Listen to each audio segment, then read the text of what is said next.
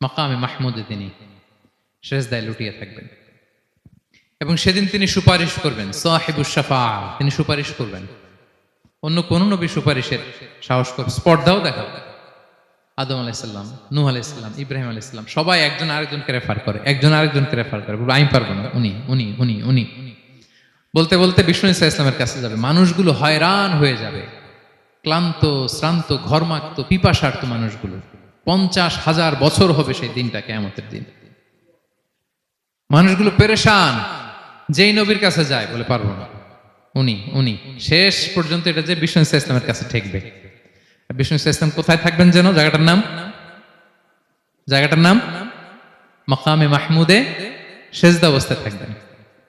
সেজদা অবস্থায় থাকবেন। সব নবীরা বলবে নাফসি নাফসি, আল্লাহ তুমি আমারে বাঁচাও, আল্লাহ আমারে বাঁচাও, আল্লাহ আমারে বাঁচাও।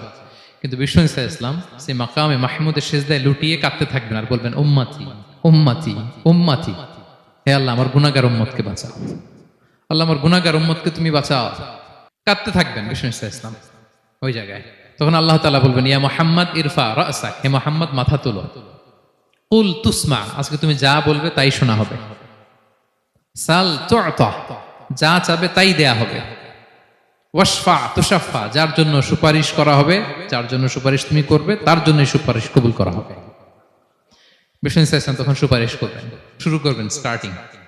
তো বিষ্ণু ঈসা ইসলামের সুপারিশ আমরা চাই কি চাই না বলেন? আল্লাহ তাআলা আমাদেরকে বিষ্ণু ঈসা ইসলামের সুপারিশ লাভে ধন্য করুক, আমরা পড়ি আমিন।